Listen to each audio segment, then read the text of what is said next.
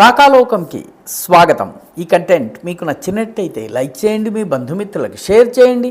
ఇప్పటి వరకు సబ్స్క్రైబ్ చేసుకోకపోతే సబ్స్క్రైబ్ బటన్ని నొక్కండి. అదేవిధంగా బెల్ ఐకాన్ని కూడా తప్పనిసరిగా నొక్కండి. జై హింద్ మిత్రులారా. జూన్ 4వ తారీఖున ఉదయమే 9:54 సమయంలో ఢిల్లీ దగ్గర ఉన్నటువంటి పంచ్కులా మేయర్, ఆయన పేరు శ్యామ్లాల్ బన్సల్కి ఒక ఈమెయిల్ వచ్చింది. ఆ ఈమెయిల్ ఖాలిస్తాన్ నేషనల్ ఆర్మీ పేరిట వచ్చింది. ఈ ఖాలిస్తాన్ నేషనల్ ఆర్మీ ఢిల్లీ, హర్యానాలో ఉన్నటువంటి 6 దేవాలయాల్లో బాంబు పెట్టాము, వాటిని ధ్వంసం చేస్తాము అని 4వ తారీఖు మెయిల్ పెట్టి, మీరు మీ ప్రజలని హెచ్చరించండి 5, 6వ తేదీల్లో ఆ దేవాలయాలకు వెళ్ళొద్దు. ఈ మెయిల్ రాగానే సహజంగానే ఆయన పోలీసులకు చెప్పడము, పోలీసులు ఈ జాగిలాల్ని పంపించడము, డాగ్ స్క్వాడ్ని పంపించడము, అదేవిధంగా బాంబ్ డిస్పోజల్ స్క్వాడ్ రావడము, మొత్తం ఏరియాని 6 దేవాలయాల్ని చుట్టుముట్టడము, పూర్తిగా వాటిని కార్డన్ ఆఫ్ చేసి క్షుణ్ణంగా అంగుళం తనిఖీ చేయటము, ఈ పనంతా జరిగింది.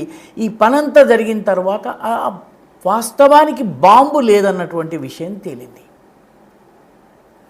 ఈ శ్యామ్లాల్ బన్సల్కి వచ్చినటువంటి ఈమెయిల్ ఖాలిస్తాన్ నేషనల్ ఆర్మీ పేరిట వచ్చింది. తమాషా ఏంటంటే, గత జనవరి 28 నుంచి మొదలుపెట్టి జూన్ 10వ తారీఖు వరకు, అంటే ఈ 4వ తారీఖున వచ్చిన మెయిల్ తర్వాత కూడా మెయిల్స్ వచ్చినాయి. మొత్తము దేశంలోని 5 రాష్ట్రాల్లోని దేవాలయాలు, నాగ్పూర్లో ఉన్నటువంటి RSS హెడ్ క్వార్టర్స్, కోర్టులు, వీటన్నిటికీ కూడాను అనేక బాంబు బెదిరింపు కాల్స్ వచ్చాయి. ముఖ్యంగా ఢిల్లీ, హర్యానా, పంజాబ్, గుజరాత్, మహారాష్ట్ర, అన్ని బీజేపీ పాలిత రాష్ట్రాలు, అన్నీ ఆర్థికంగా బలమైనటువంటి రాష్ట్రాలు. దీనిలో ఈ ఒక పంజాబ్ని మినహాయించి అన్నీ కూడా బీజేపీ పాలిత రాష్ట్రాలు. మొత్తం మీద వీటన్నిటికీ కూడా ఈ తరహా బెదిరింపులు వచ్చాయి. పంజాబ్లో కూడా హిందూ మందిరాలకి ఈ బెదిరింపులు వచ్చినాయి. ఇవన్నీ కలిపి దాదాపు 10 మేజర్ దేవాలయాలు, ప్రముఖమైనటువంటి దేవాలయాలకు పదే ఖాలిస్తాన్ నేషనల్ ఆర్మీ పేరిట బెదిరింపు వచ్చింది. సో మన గూఢచారి సంస్థలు ఏవో క్షుణ్ణంగా తనిఖీ చేసి బాంబు లేదని తేల్చేసి అమ్మయ్య అని ఊపిరి పీల్చుకుని కూర్చోలేదు. అసలు ఈ ఈమెయిల్స్ ఎక్కడి నుంచి వస్తున్నాయి, ఈ ఖాలిస్తాన్ నేషనల్ ఆర్మీ ఏమిటి, దీని కార్యకలాపాలు ఏంటి? ఎందుకంటే ఇప్పటి వరకు మనకి తెలిసింది Babbar Khalsa international, Khalistan commando force, లేకపోతే 6 ఫర్ జస్టిస్, ఇటువంటి సంస్థల గురించి తెలుసును. కానీ ఇది కొత్త సంస్థ. అసలు ఇది ఎక్కడిది, ఈ మెయిల్స్ ఎక్కడి నుంచి వస్తున్నాయని వెతికితే ఈ మెయిల్స్ అమెరికా నుంచి రావడం లేదు, కెనడా నుంచి రావడం లేదు, యూరప్ నుంచి రావడం లేదు. ముఖ్యంగా సిక్కులు ఎక్కువగా నివసించేటటువంటి ఈ 3 చోట్ల నుంచి రావడం లేదు. పాకిస్తాన్ నుంచి కూడా రావడం లేదు. ఎందుకంటే పాకిస్తాన్ మన రెడార్లో ఉంది. మనము పాకిస్తాన్ నుంచి జరిగే ప్రతి కార్యకలాపాన్ని మనము నిఘా నేత్రాలతో చూస్తాము. ఈ మెయిల్స్ అజర్బైజాన్ నుంచి వస్తున్నాయి. అజర్బైజాన్కి భారతదేశానికి అసలు పెద్ద సంబంధాలు లేనటువంటి దేశం అది. కాకేసస్ దేశము, మాజీ సోవియట్ దేశము. సోవియట్ విఘటన జరిగినప్పుడు, విచ్ఛిన్నం జరిగినప్పుడు ఏర్పడ్డ 15 దేశాల్లో అజర్బైజాన్ ఒకటి ముస్లిం దేశం. అయితే ఈ ముస్లిం దేశం నుంచి ఈ మెయిల్స్ ఎలా వస్తున్నాయి, ఎందుకు వస్తున్నాయని దర్యాప్తు చేస్తే ఒక ఆశ్చర్యకరమైనటువంటి విషయం బయటపడింది. అదేంటంటే, జనవరి 16వ తారీఖున, ఈ సంవత్సరం జనవరి 16వ తారీఖున ఖాలిస్తాన్ నేషనల్ ఆర్మీకి సంబంధించిన సమావేశం అజర్బైజాన్లో జరిగింది.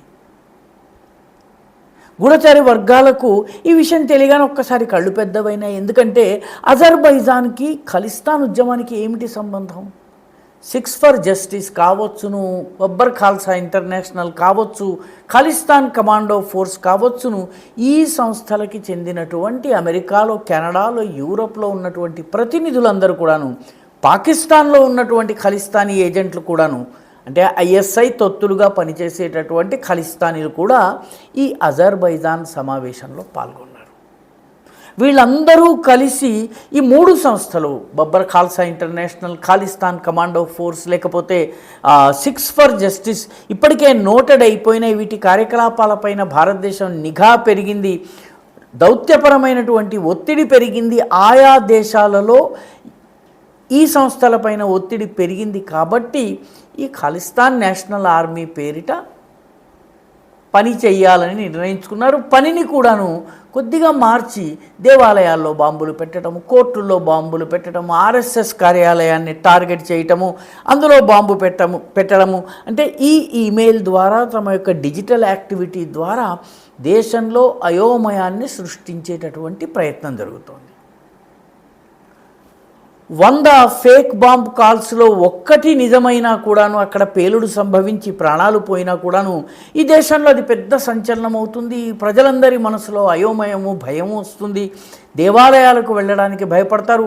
ఈ ప్రభుత్వం పైన వాళ్ళ నమ్మకం సడలిపోతుంది. కాబట్టి చాలా పెద్ద ఎత్తున వాళ్ళు సైకలాజికల్ ఆపరేషన్ ఈ దేశంలో అజర్బైజాన్ కేంద్రంగా జరుగుతుంది. ఈ అజర్బైజాన్కి ఎందుకు ఇంట్రెస్ట్ అన్నది ఆసక్తికరమైనటువంటి ప్రశ్న. రెండవది, ఈ అజర్బైజాన్ వాస్తవానికి ఈ ఖలిస్తానీ మూమెంట్కి కొత్త కేంద్రంగా ఎదుగుతోందా, లేకపోతే ఖలిస్తానీలు అక్కడి ప్రభుత్వానికి తెలియకుండా, లేకపోతే అక్కడ ప్రభుత్వ ప్రమేయం లేకుండా ఇక్కడ గనక సమావేశమైతే నిఘా వర్గాలు, భారతదేశపు నిఘా వర్గాలు పెద్దగా పట్టించుకోవన్నటువంటి ఉద్దేశంతో కలుస్తున్నాయన్నది తెలియలేదు. కానీ మన దేవాలయాలలో వచ్చేటటువంటి బాంబు ఉంది అన్నటువంటి కాల్స్, థ్రెటనింగ్ కాల్స్, ఈమెయిల్స్ దగ్గర నుంచి మొదలు పెడితే లింక్ అజర్బైజాన్ దాకా ఉంది. అమెరికా, కెనడా, పాకిస్తాన్, యూరోప్లో ఉన్నటువంటి ఖలిస్తానీ ఉద్యమాలకు ఉంది. ఆ ఖలిస్తానీ ఉద్యమకారుల పేరిట చలామణి అవుతున్నటువంటి ఉగ్రవాదులకి లింక్ ఉంది. వీళ్ళు ఈ దేశంలో ఉన్నటువంటి ప్రజల్లో భయోత్పాతాలు సృష్టించే ప్రయత్నం చేస్తున్నారు. ఇప్పటి వరకు వాళ్ళు చెప్పినటువంటి ఒక్క బాంబు లేదు. అన్ని చోట్ల కూడాను మన స్విఫ్ట్గా, మన చాలా వేగవంతంగా మన నిఘా వర్గాలు కానీ, మనకు సంబంధించినటువంటి భద్రతా దళాలు కానీ పనిచేశాయి. కానీ జరుగుతున్నది ఏంటి? దేశంలో అయోమయం సృష్టించేందుకు ఒక కొత్త దేశాన్ని కూడా ఉపయోగించుకోవడం జరుగుతోంది. అజర్బైజాన్ ఇటీవల కొంత భారత వ్యతిరేక ధోరణిని కనబరుస్తోంది. ముఖ్యంగా తుర్కీతో కలిపి కశ్మీర్ విషయంలో పాకిస్తాన్ వాదన వినిపిస్తోంది. కాబట్టి ఇది కేవలము ఏదో కాకతాళీయంగా జరిగిన సమావేశమా ఏమిటి? ఇదంతా అసలు వెనక ఏం జరుగుతోంది? ఇప్పుడు నిఘా వర్గాలు దీన్ని మరింత లోతుకు వెళ్ళి పరిశీలిస్తున్నాయి. కానీ భారతదేశానికి విదేశీ గడ్డ నుంచి వచ్చే ప్రమాదాల జాబితాలో మరొక కొత్త దేశం జోడించడం జరిగింది. అది ముస్లిం దేశం కావడం, అది తుర్కీతో కలిసిన దేశం కావడము.